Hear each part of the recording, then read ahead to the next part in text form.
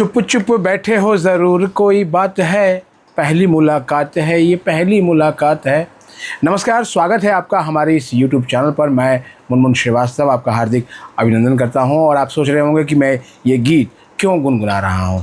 जी हाँ, CBSE चुप है, खामोश है और लगभग बीते 3 दिन से ना तो CBSE ने कोई एक्स पे पोस्ट की है, ना ही किसी बच्चे को कोई मेल आया है और ना ही CBSE ने जो है वो मीडिया से कोई बात की है कि आखिर जो है वो CBSE में चल क्या रहा है। और स्टूडेंट्स हैं कि वो परेशान हैं, उनके पेरेंट्स परेशान हैं और कुछ शिक्षक और कुछ कोचिंग चलाने वाले जो टीचर्स हैं वो लगातार जो है वो अपनी मर्ज़ी से, अपने अनुमानों से, अपने कैलकुलेशन से बहुत कुछ बताए जा रहे हैं, जिससे कि उनका उद्वेग ही बढ़ रहा है। इसलिए आज मैंने सोचा कि संडे को मैं हमेशा फन डे कहता हूँ, तो एक बार आपसे बात किया जाए और उन विषयों की पड़ताल की जाए जो कि इन दिनों आपको कुरेद रहे हैं, जिनमें RT स्टूडेंट्स का ही मामला है, ग्रेस मार्क्स का मामला है और साथ में मामला ये है कि आखिर जो कंपार्टमेंट की जो फॉर्म है वो कहाँ अटक गए हैं, क्यों उनको नहीं निकाला जा रहा है और क्या कुछ चल रहा है, इनसाइड स्टोरी क्या है, ये हमने कुछ अपने सूत्रों से जानने की कोशिश की। अगले कुछ मिनटों में हम उसी पे बात करेंगे। फ़िलहाल शुरुआत करेंगे उस एक डाटा से, क्योंकि कोर्ट का जो भी निर्णय हुआ, कोर्ट ने कोई निर्णय नहीं दिया।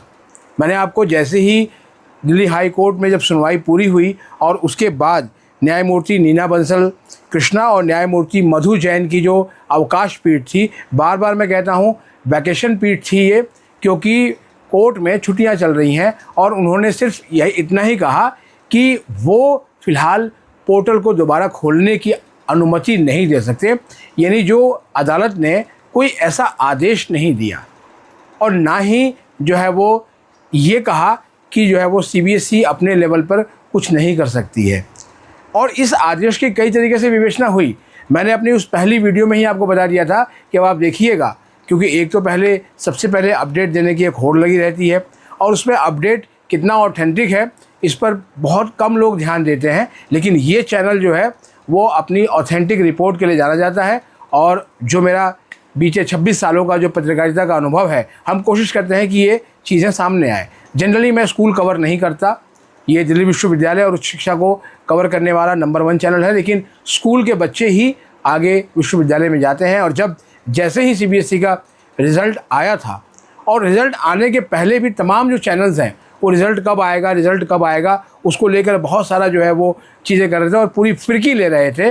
लेकिन रिज़ल्ट उसी तारीख पे आया जिस तारीख पे वो बीते साल में आ रहा था। तो अब वो रिज़ल्ट उस तारीख पे आया। उसके बाद जो है वो NSUI मामले को लेकर जो है वो रिवोल्यूशन को कोर्ट में पहुंची और जो कोर्ट में जब अगली तारीख लगी, जो तारीख बीत चुकी है 12 जून, तो उस दिन सारे विद्यार्थियों को ये उम्मीद थी, मैंने भी वीडियो की थी और समाज के जितने प्रबुद्ध लोग हैं और जितने भी जुड़े हुए लोग हैं उससे मैंने NSUI के लोगों को भी आपके सामने लेके आया। यानी जो भी स्टेक होल्डर्स उससे डायरेक्टली या इनडायरेक्टली इन्वॉल्व थे वो सभी आपने उनको चैनल पर देखा। सब ने एक ही बात कही जो है कि ग्रेस मार्क्स बच्चों को मिलना चाहिए। लेकिन अदालत में जो कुछ हुआ, अदालत में ग्रेस मार्क्स का मुद्दा कंपनसेटरी मार्क्स के रूप में गया था, जिसके ऊपर अदालत ने कुछ भी नहीं कहा।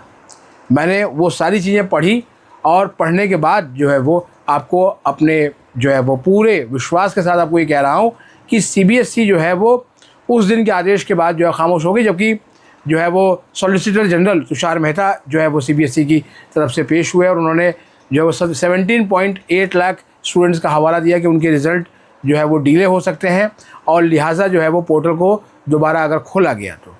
लेकिन बाकी मुद्दे जो है गौण थे। अब उस एक आंकड़े पे बात करते हैं जिसमें कि स्टूडेंट्स सबसे अधिक परेशान हैं और वो स्टूडेंट्स हैं RT वाले, यानी रिपीट इन थियरी वाले। उनका यही कहना है कि उनको अगर 5 नंबर से लेकर 20 नंबर तक की अगर ग्रेस मार्क्स दी जाए तो उनका RT हट जाएगा। मैं इस बात से इत्तेफाक रखता हूँ क्योंकि मैंने ऐसे बहुत से स्टूडेंट से इस बीच मुलाकात की जब से उनका रिज़ल्ट आया है। 1 महीना और 1 दिन हो चुका है रिज़ल्ट आए हुए और मैंने देखा कि कोई बच्चा जो है वो 5 नंबर से, कोई 8 नंबर से और कोई 10 नंबर से, कोई 13 नंबर से जो है वो उनका RT आया हुआ है।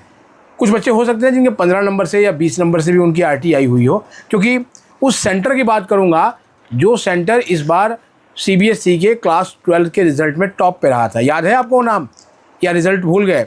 ये सेंटर है त्रिवेंद्रम, जहाँ का जो पास परसेंटेज है वो सबसे ज़्यादा था। लेकिन वहाँ भी 1449 जो कैंडिडेट्स हैं उनकी आरटीआई यानी उनकी कंपार्टमेंट आ गई, और कंपार्टमेंट के जो ये पूरे मामले हैं वो 1,63,800 हैं। अब ये आंकड़ा मैं क्यों पढ़ रहा हूँ? क्योंकि सीबीएसई ने जब अपने यहाँ रिवैल्यूएशन प्रोसेस का जो डेटा दिया अपने एक्स हैंडल पे, तो वो 1.6 का था। 1.6 मतलब 1,06,000 का, 6 के आगे ज़ीरो नहीं लगा है, ठीक है, तो हम उसे 1.6 ही मानेंगे, 1.60 जो है वो नहीं है। और जो शुरुआत में जब अप्लाई किया था स्टूडेंट ने वो 127 था, और उसके बाद जो है वो जो कॉपीज़ जिन्होंने मांगी थी उनकी संख्या 4 लाख से ऊपर थी इनिशियल स्टेज पे। तो अब आप क्या सोच रहे होंगे, अगर 1,63,000 जो कंपार्टमेंट के केसेस हैं, यानी कि उन सभी बच्चों ने अपने रिवॉल्यूशन के लिए अप्लाई नहीं किया। ये बहुत अपने आप में एक दिलचस्प आंकड़ा है। अगर 1,63 में हम 1,6 को माइनस कर दें तो सीधे सीधे ये फिगर काफ़ी नीचे ड्रॉप डाउन हो जाती है। और शायद यही वजह है कि सीबीएसई जो है इस वक्त, अभी तक जिस वक्त हम ये वीडियो कर रहे हैं, कंपार्टमेंट का फॉर्म नहीं निकाल रही है, जबकि सीबीएसई के सूत्रों ने बताया था कि 2 जून को कंपार्टमेंट का फॉर्म जो है वो आ सकता है, क्योंकि 15 जुलाई की जो कंपार्टमेंट की परीक्षा या सप्लीमेंट्री परीक्षा या इम्प्रूवमेंट परीक्षा आप कहें, उनकी डेट रिज़ल्ट के साथ ही घोषित कर दी गई थी। तो क्या इन आरटी केसेस को सीबीएसई जो है वो बहुत ही थॉरली चेक करवा रही है? सीबीएसई के सूत्रों का कहना है कि सीबीएसई के जो अधिकारी हैं वो भी बहुत फूंक फूंक के कदम रख रहे हैं। यहाँ तक कि शिक्षकों के साथ भी जो है वो कोशिश उनकी यही है कि बहुत ही एक कोई बीच का रास्ता निकले। वो रास्ता क्या होगा मालूम नहीं, लेकिन कभी भी मैंने आपको बताया था कि ग्रेस मार्क्स जैसा वर्ड जो है वो नहीं है। ग्रेस मार्क्स एक पॉपुलर अप्रोच में बात करने के लिए है, उसकी जगह पे एक ही वर्ड चलता है और वो है मॉडरेशन। और मॉडरेशन कितने नंबरों की लगाई गई है उसके आधार पर रिजल्ट डिक्लेयर होता है। तो इसका मतलब ये है कि क्या सीबीएसई उस मॉडरेशन पॉलिसी पर काम कर रही है? इसी वजह से वो खामोश है। क्यों? क्योंकि ये जो स्टूडेंट्स हैं इनका रिज़ल्ट जो है वो एक तरफ तो ऊहापोह की स्थिति है कि उनका रिज़ल्ट क्या रहेगा, वो कंसंट्रेशन भी नहीं कर पा रहे हैं अपने आरटी के एग्ज़ाम के लिए। लेकिन मैं देख रहा हूँ कि जितने भी कोचिंग संस्थान हैं या फिर ट्यूशन वाले जो चैनल्स हैं वो स्टूडेंट्स को कह रहे हैं कि फ़लाना कोर्स ज्वाइन कर लो, ढिमका कोर्स ज्वाइन कर लो। आप कर सकते हैं, वो आपकी मर्ज़ी है। लेकिन जो है आप एक तरफ उनको कुछ कह रहे हैं, दूसरी तरफ उन्हें कुछ कह रहे हैं, बजाय संस्थान से सवाल करने के, उनकी चीज़ों को आगे बढ़ाने के। मुझे लगता है कि तमाम जो चैनल्स हैं वो बिल्कुल वो भी खामोश हैं, जैसे सीबीएसई खामोश है। लेकिन सीबीएसई की खामोशी में एक एक्शन ज़रूर है, क्योंकि सरकार के लेवल पे काफ़ी कुछ अब हो रहा है। क्योंकि हम देख रहे हैं कि शिक्षा मंत्री धर्मेंद्र प्रधान, जिनका कल तक इस्तीफ़ा मांगा जा रहा था, अब जो है वो डेवलपमेंटल न्यूज़ चल रही है कि नीट जो नीट होने जा रहा है उसकी तैयारियों का जायज़ा वो खुद ले रहे हैं और लगातार चीज़ों को देख रहे हैं। ठीक है, एनटीए के भी जो है वो ऑफिशियल्स हैं वो एक प्रहरी के रूप में उस परीक्षा को कराने के लिए हैं। तो लिहाजा सीबीएसई के ऊपर भी जो है पूरा दबाव है कि सीबीएसई कुछ ऐसे कदम ना उठाए कि जिसको कि जो है वो जो सरकार के लिए परेशानी का सबब बन जाए। और यही वजह है कि सीबीएसई के अधिकारी खामोश हैं, एक्स हैंडल पर कोई पोस्ट नहीं आ रही है। और मेरे सूत्रों ने तो यहाँ तक बताया है कि रिवॉल्यूशन की कॉपियों के बाद जो है वो और यहाँ एक और चीज़ बता दूँ कि रिवॉल्यूशन की जो प्रक्रिया है वो बीते संडे ही शुरू हो गई थी। कुछ लोगों की वीडियोस में सुन रहा था कि इस डेट से शुरू हुई, संडे को ही टीचर्स को बुलाया गया था और संडे से ही उन्होंने जो है वो कॉपियाँ चेक करनी शुरू कर दी ऑन स्क्रीन ही। तो जाहिर बात है कि कॉपियाँ जो लास्ट रिपोर्ट बताई गई है उसमें 12-13 तारीख तक सारी कॉपियाँ लगभग चेक हो चुकी हैं, जो कॉपियाँ जो है वो चेक होनी थी जिन स्टूडेंट्स ने रिविजन में अप्लाई किया था। अब गेंद जो है वो पूरी तरीके से सीबीएसई के पाले में है कि उसको क्या करना है। और इसीलिए मैंने आपको उस वीडियो में कहा था, ठीक है, कि दिल दुखा है लेकिन टूटा तो नहीं है और उम्मीद का दामन छूटा तो नहीं है।